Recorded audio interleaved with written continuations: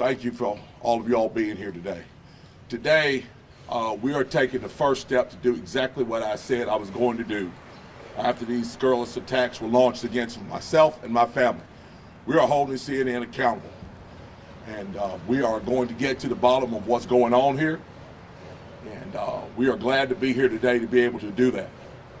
I said at the very beginning, what this amounts to is, to quote Clarence Thomas, this is a high-tech lynching on a candidate who has been targeted from day one by folks who disagree with me politically and want to see me destroyed.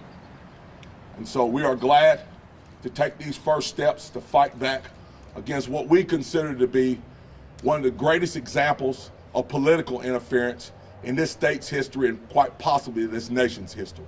And with that, I'll turn it over to my attorney, Jesse Binnall. Thank you, Lieutenant Governor. A few weeks ago, my team set out on this investigation. We were determined to follow the facts. The investigation was guided by those facts.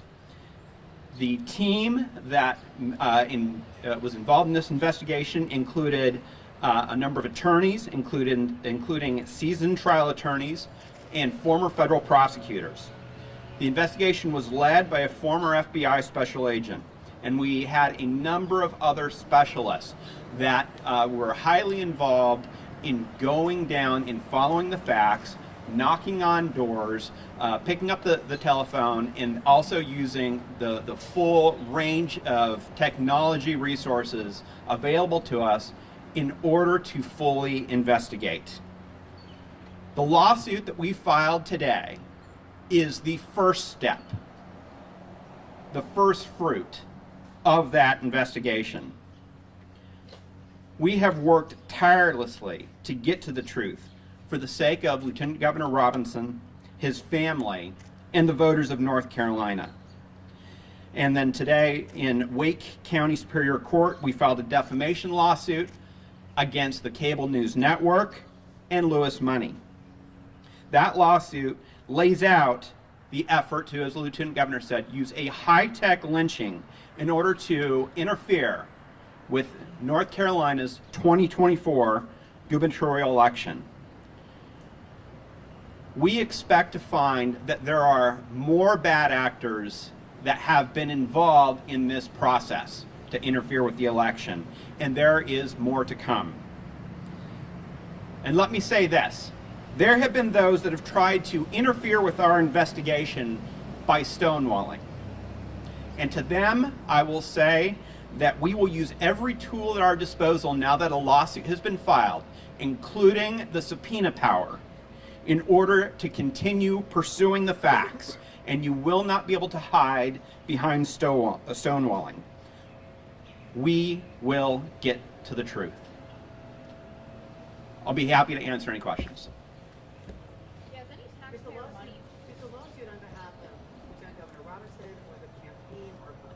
As of right now, the plaintiff in the lawsuit is Lieutenant Governor Robinson. Are you seeking cease and desist orders, or are you seeking damages? For a defamation lawsuit, you seek damages. We are seeking $50 million in damages for the reputational harm that has been done to Lieutenant Governor Robinson's good name.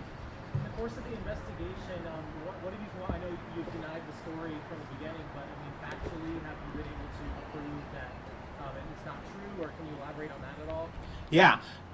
What our investigation has shown so far is that there were a number of inconsistencies that were used that went beyond journalistic standards in the way that CNN performed their reporting. First of all, let me say that we continue to, that Lieutenant Governor Robinson has always said these allegations are completely false.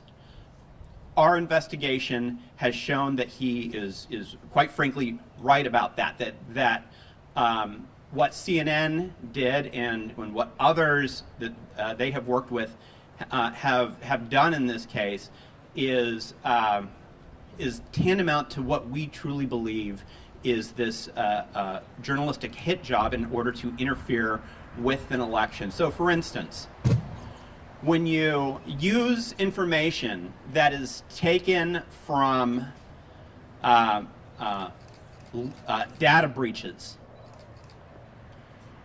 and you don't properly verify that information that was available to anyone on the dark web, for instance, if you take that and then put it as the truth on your website, that can be one thing that is a reckless disregard for the truth, and shows actual malice. Our lawsuit, which will be available to you, walks through that entire process and why we believe what was done was defamation. Yes, sir. I had a question for the Lieutenant Governor, one for you. Just obviously this has had an impact on polls on the election, as you guys have stated. If you don't win this election, do you have any plans or intent to primary Senator Tillis in 2026?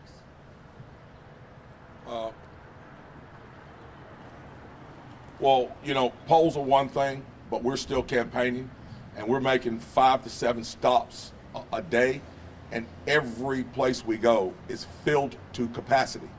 So we anticipate winning this election despite this attack. So any plans for the future that we have are at the governor's mansion. And as for the ramifications for this election, Senator Tillis has called for y'all to provide any evidence. We've seen 6 men who said Robinson visited a porn store in Greensboro. You guys say they all lied. CNN was able to have biographical details attaching the username to Lieutenant Governor. Politico found an IP address that showed it was near Robinson's home. 8 people have left the campaign, 4 people have left the office. You guys say these allegations are all false. 26 days later, can you produce any evidence here today to support those assertions? Yeah, that's what the complaint is. The complaint is a rundown of our evidence. But let me say really clearly, when they say, for instance, biographical data, where they say other things that might be consistent with the way that he's known to talk and that he did talk at the time on Facebook, an open Facebook account. That is simply nothing that is compelling that CNN has brought forward for information that is nothing more than data breach information that could come from anyone at any time. The lawsuit walks through every single, or not every single one, much of the so far this process, and there will be more to come. Let's remember that your average federal investigation in something like this would take months and months, if not years.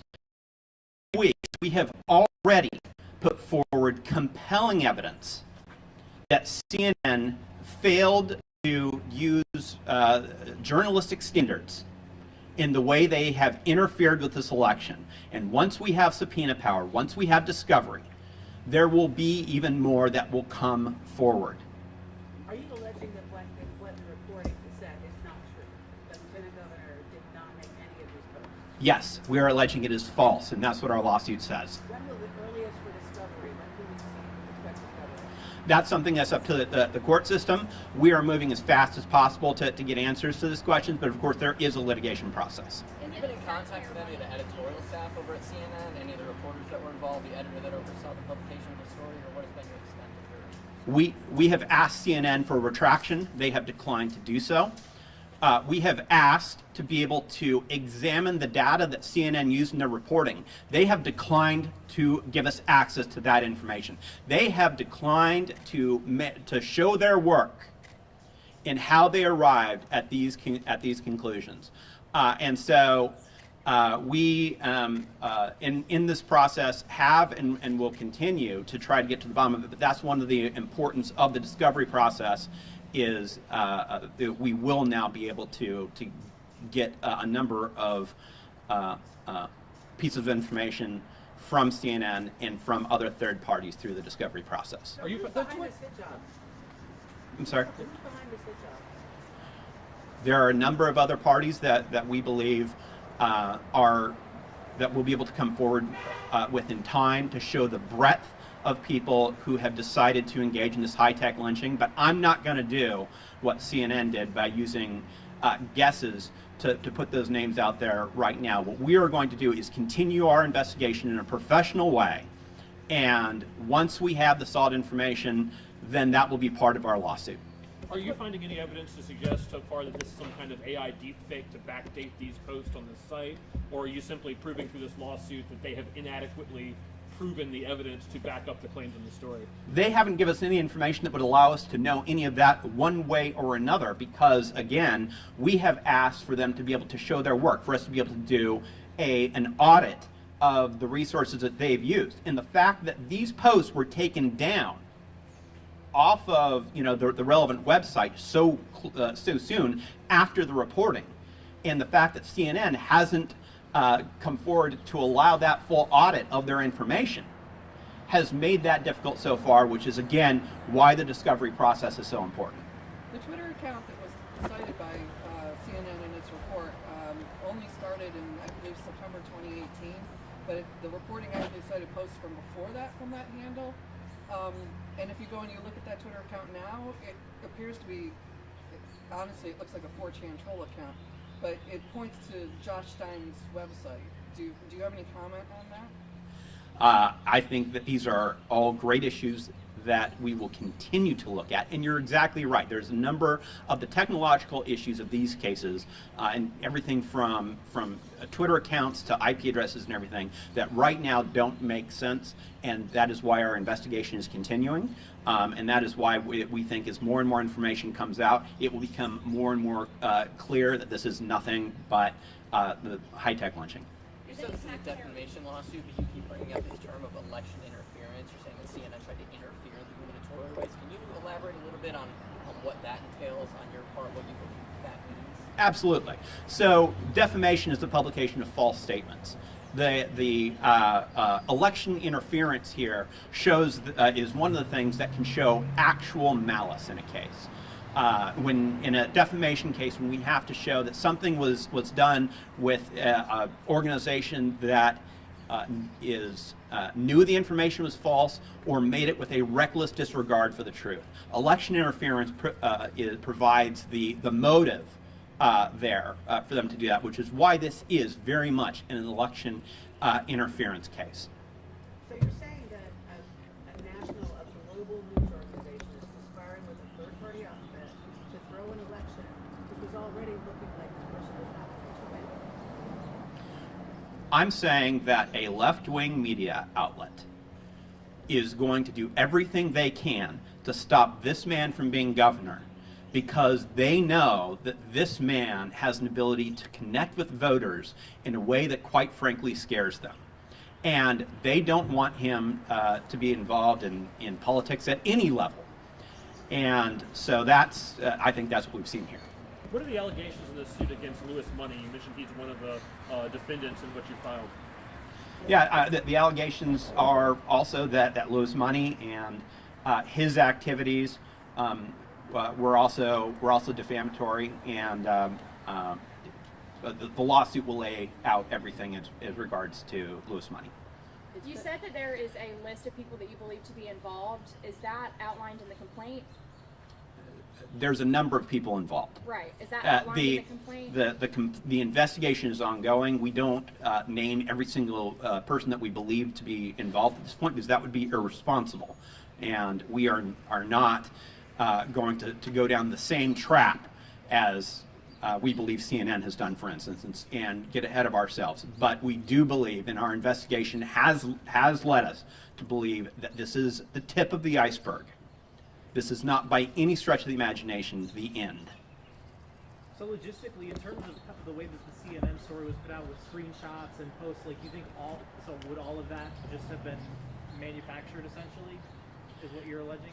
Those posts could have been made by anyone, I think, and we believe it is very suspect that they were taken down so soon after the story ran without an ability to do a full investigation on those. And let's remember, this is something that the allegations here are of a supposed event years and years and years ago. One of the things that our FBI investigator brought up to us is how much more difficult this is than doing a regular FBI investigation, because if somebody brought this to the FBI, they would say there's nothing we can do here. It's past the statute of limitations, and so they wouldn't even investigate it. Because when you have to go back, over a dozen years in order to look at information, in order to prove somebody's innocence just based on spurious allegations alone, it makes it very, very difficult, which is why I'm particularly proud of our team, and in just the few short weeks that we've had this, how far we've been able to go to show the falsity of this story. If your proof is so good, why aren't other Republicans standing with you? You're by yourself. We stand with the voters of, Lieutenant Governor Robinson stands with the voters of North Carolina. Our job is not to go convince politicians or bureaucrats. This case is for the courts. We're going to go make our case in court. This case is for a jury. How much money is this all costing? Who's putting up I mean, any lawsuit costs money, and that's one of the real harms here. This is something that's so disgusting, is that rather than being out on the campaign trail full-time, like he actually, frankly, he is, talking about the voters of North Carolina, when you have such an effort at election interference, it's an attempt to distract. It's an attempt to try to use lawfare in order to force people to use financial resources on fighting back against rumors and innuendos, rather than getting out there and talking about the issues that are important to voters. It's been 26 days since that story broke. I remember back for previous stories, there were PowerPoint presentations outside the Lieutenant Governor's office, walking through a number of different things. Is there any evidence? You said it could be anyone who wrote these posts. Do you have any evidence to support that it wasn't the Lieutenant Governor? Well, first of all, we have a complaint that has been filed in court. And that is something, that is the way that we do the litigation process in this country. Now we will have the opportunity to go forward and prove what we have put in the complaint, and we are confident in our ability to do that. You mentioned these posts getting removed shortly after publication of the story. Obviously, CNN wouldn't have purview over that. That would be up to the websites, whatever servers host them. Have you been in contact with those sites to try and get a hold of those materials, of the archives of those pages, or what does that look like? Like I said before, there have been a number of efforts to reach out to a number of people, not just picking up the telephone, but actually knocking on doors. And there's been some people that have been more forthcoming than others.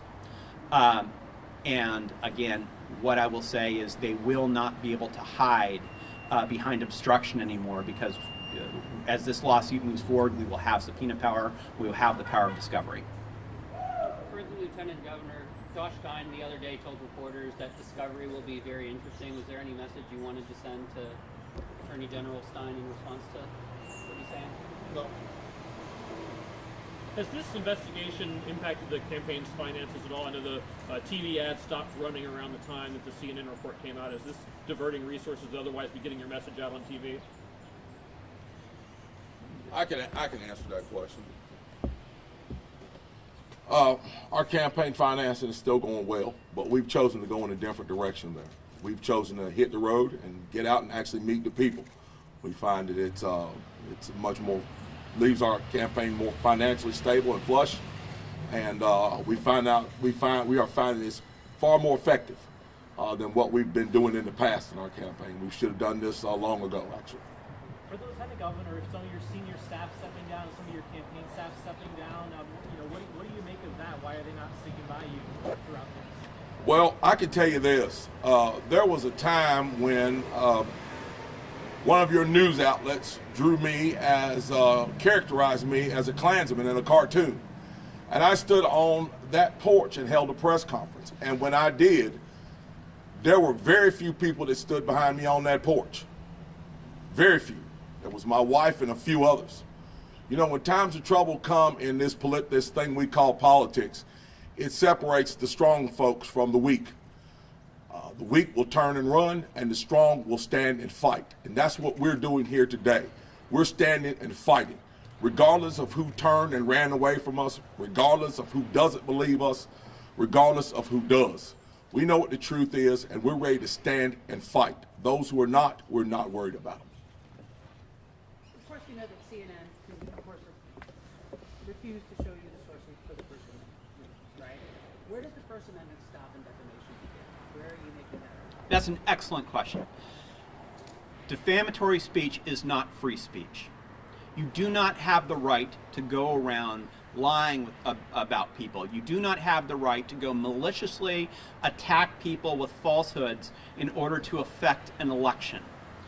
The source material we're talking about isn't necessarily only from individual sources, but even the technological data that they collected in this process, to be able to allow us full access to that to get to the truth.